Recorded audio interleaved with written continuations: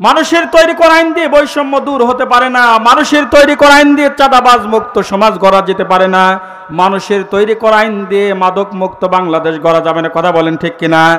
মানুষের তৈরি করা কোনো আইন দিয়ে দুর্নীতি মুক্ত করা যাবে না। মানুষের কোনো তৈরি করা আইন দিয়ে মাদক মুক্ত করা যাবে না, ইফতেজিন শেষ করা যাবে না। এগুলো দমন করতে হলে, এগুলো চিরতরে বিদায় করতে হলে পরে সমাজ এবং রাষ্ট্রে একমাত্র আল্লাহর আইন চালু করতে হবে। কথা বলেন ঠিক কিনা?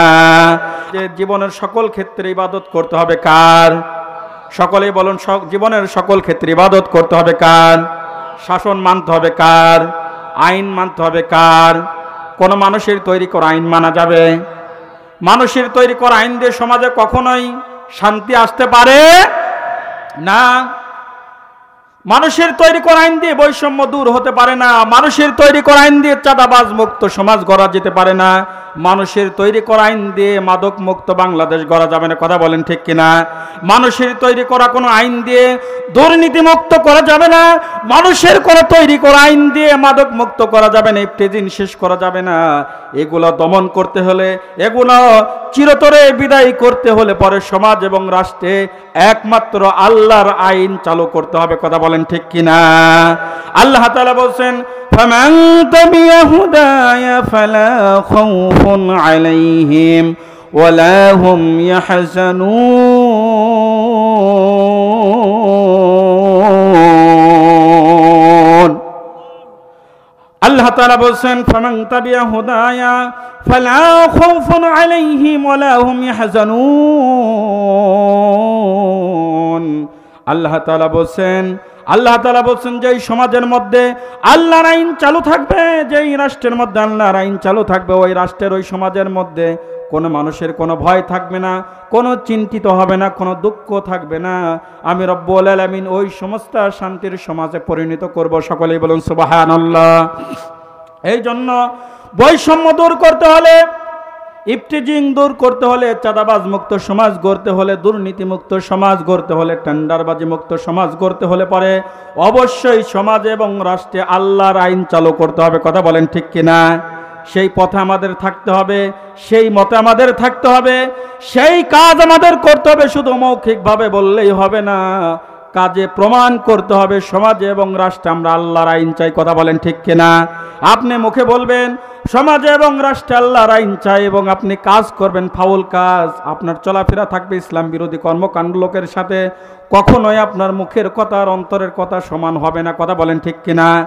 এই জন্য আল্লাহ তাআলা বলছেন দ্বিতীয় নম্বরে আল-আবিদুন, দ্বিতীয় নম্বরে যারা আমার গোলামি করবে, যারা আমার ইবাদত বন্দেগী জীবনের প্রতিটা ক্ষেত্রে করবে, আল্লাহ সুবহানাহু ওয়া তাআলা বলছেন অবশ্যই অবশ্যই আমি রব্বুল আলামিন তাদেরকে জান্নাতুল ফিরদাউসের মেহমান করব। সকলেই বলুন সুবহানাল্লাহ। এরপর আল্লাহ রাসূল সাল্লাল্লাহু আলাইহি ওয়াসাল্লাম হাদিস শরীফের মধ্যে ইবাদতের ব্যাপারে অসংখ্য কথা বলছেন। আল্লাহ সুবহানাহু ওয়া তাআলা অনেক অসংখ্য কথা বলছেন ইবাদতের ব্যাপারে। একমাত্র আল্লাহর গোলামি করতে হবে, তার দাসত্ব করতে হবে, তার আইন মেনে চলতে হবে। সকল ক্ষেত্রে যদি আমরা সেটা করি, আল্লাহ সুবহানাহু ওয়া তাআলা বলেন এই গুণ যারা অর্জন করতে পারবে আমি রব্বুল আলামিন তাদেরকে জান্নাতের গ্যারান্টি দিচ্ছি। সকলেই বলুন সুবহানাল্লাহ। দ্বিতীয় নম্বরে গুণ হলো জীবনের সকল ক্ষেত্রে ইবাদত করতে হবে কার? সকলেই বলুন জীবনের সকল ক্ষেত্রে ইবাদত করতে হবে কার? শয়তানের অনুসরণ করা যাবে? শয়তানের গোলামি করা যাবে? শয়তানের 1% গোলামি করা যাবে? শয়তানের অনুসরণ করা যাবে না। তাহলে জান্নাতি মানুষের যে 9টি গুণের কথা বলছে তার মধ্যে দ্বিতীয় নাম্বার গুণ হলো আল-আবিদুন, জীবনের সকল ক্ষেত্রে ইবাদত করতে হবে কার? সকলেই বলুন জীবনের সকল ক্ষেত্রে ইবাদত করতে হবে কার? আল্লাহ। 3 নম্বর আল্লাহ তাআলা বলছেন আল হামিদুন, আর জীবনের সকল ক্ষেত্রে সর্ব অবস্থায় সুখে দুঃখে বিপদে আপদে দুঃখে কষ্টে প্রশংসা করতে হবে একমাত্র আল্লাহর। সকলেই বলেন সুবহানাল্লাহ।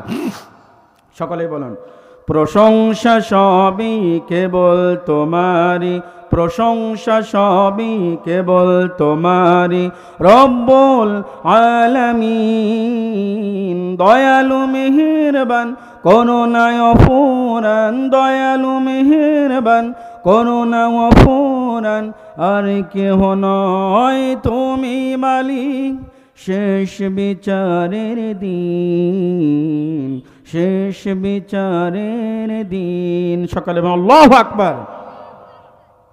আল্লাহ সুবহানাহু ওয়া তাআলা 3 নম্বরে বলছেন জীবনের সকল ক্ষেত্রে দুঃখে কষ্টে বিপদে আপদে দুঃখ কষ্টে আল্লাহর প্রশংসা করতে হবে। কার প্রশংসা করতে হবে? কারণ তিনি আমাদের যেই নাজ নিয়ামত দিয়েছে, আল্লাহ তাআলা বলছেন গোলাম আমি রব্বুল আলামিন তোমাদের যেই নাজ নিয়ামত দিয়েছি, কোন নাজ নিয়ামত তোমরা অস্বীকার করবে?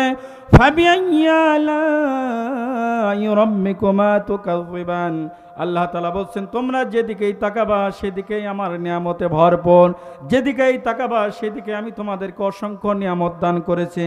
সুতরাং এই নিয়ামত তোমরা ভক্ষণ করো আর তোমরা আমার প্রশংসা করতে থাকো। সকলেই বলুন সুবহানাল্লাহ। কিন্তু আমরা আল্লাহর প্রশংসা করা বাদ দিয়ে নেতার প্রশংসা করা শুরু করি। কথা বলেন ঠিক কিনা? আল্লাহ তাআলা আমাদের এত কিছু দিয়েছেন। قُلْ لَوْ كَانَ الْبَحْرُ مِدَادًا لِكَلِمَاتِ رَبِّي لَنَفِدَ الْبَحْرُ قَبْلَ أَن تَنفَدَ كَلِمَاتُ رَبِّي وَلَوْ جِئْنَا بِمِثْلِهِ مَدَدًا।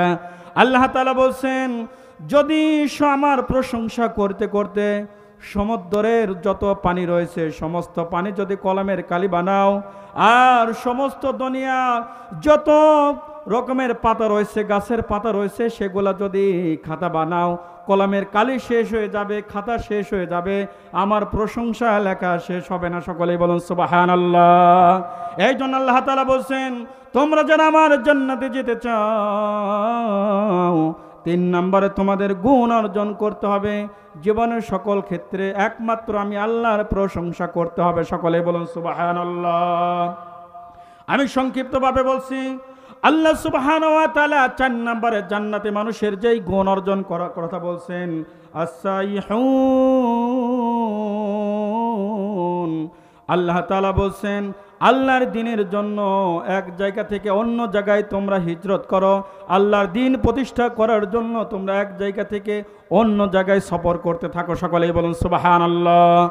আল্লাহ রাসূল সাল্লাল্লাহু আলাইহি ওয়াসাল্লাম দ্বীন প্রতিষ্ঠা করার জন্য তিনি পবিত্র মক্কা নগরে থেকে মদিনায় তিনি হিজরত করেছিলেন। তার কোনো দোষ ছিল না, তার কোনো অপরাধ ছিল না, একমাত্র আল্লাহর দ্বীনের জন্য তিনি হিজরত করে মক্কা থেকে মদিনায় গিয়েছিলেন। কথা বলেন ঠিক কিনা?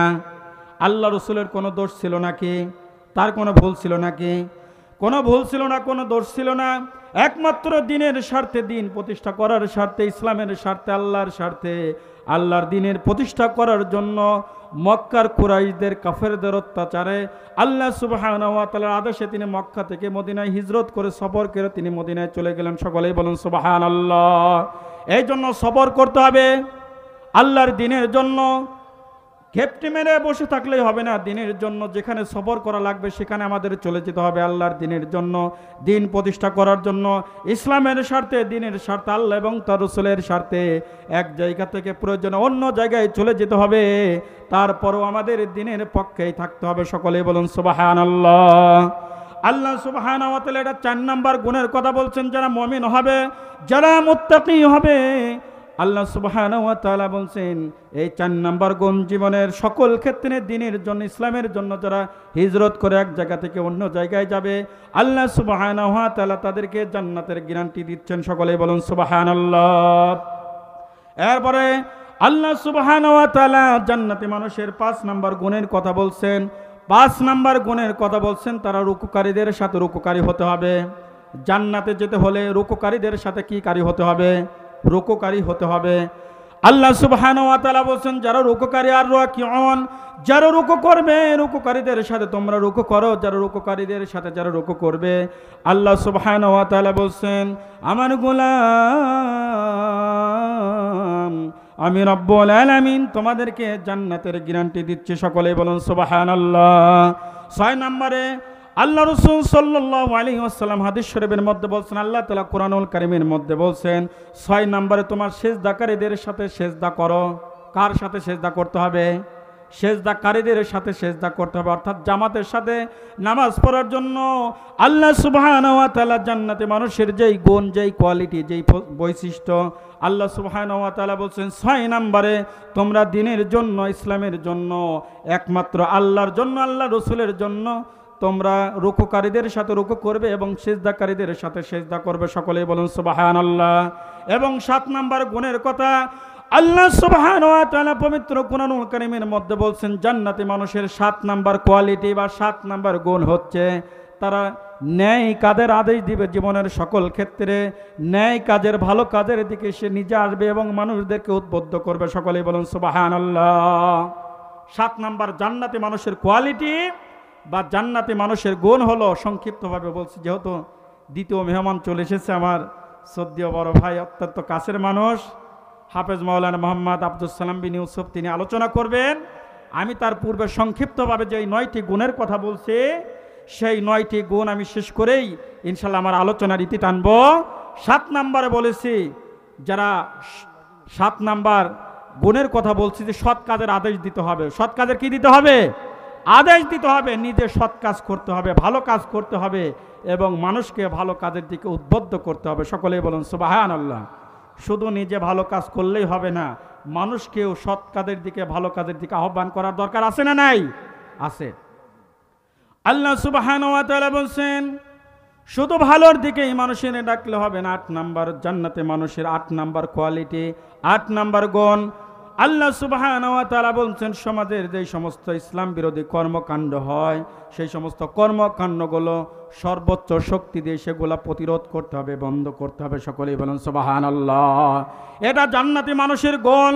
আপনি যদি জান্নাতে যেতে চান, আমি যদি জান্নাতে যেতে চাই, অবশ্যই সৎ কাজের আদেশের সঙ্গে সঙ্গে সমাজে যত রকমের ইসলাম বিরোধী কর্মকাণ্ড হবে, সকল শক্তি প্রয়োগ করে ইসলাম বিরোধী কর্মকাণ্ডকে বন্ধ করতে হবে। কথা বলেন ঠিক কিনা? এটা জান্নাতে মানুষের 8 নাম্বার গুণ। আর 9 নাম্বার গুণ হলো, আল্লাহ সুবহানাহু ওয়া তাআলা পবিত্র কুরআনুল কারীমের মধ্যে বলছেন, ওয়াল হাফিযুনা লিহুদুদিল্লাহ। আল্লাহ তাআলা বলছেন 9 নাম্বার গুণ হলো, জান্নাতি মানুষ যারা হবে তারা আল্লাহর সীমারেখার মধ্যে সীমাবদ্ধ থাকবে। সকলেই বলুন সুবহানাল্লাহ। যারা জান্নাতি মানুষ হবে তারা আল্লাহর সীমা অতিক্রম করবে না। আল্লাহর সীমা কি করবে না? অতিক্রম করবে না। আল্লাহর সীমা, তারা সীমার মধ্যেই তারা থাকবে। কারণ আল্লাহ তাআলা বলছেন, যারা সীমা লঙ্ঘন করে আল্লাহ তাদের পছন্দ করেন না। সুতরাং আল্লাহর যে সীমা আছে, ওই সীমাকে লঙ্ঘন করা যাবে? ওই সীমা লঙ্ঘন করা যাবে না। সুতরাং আসুন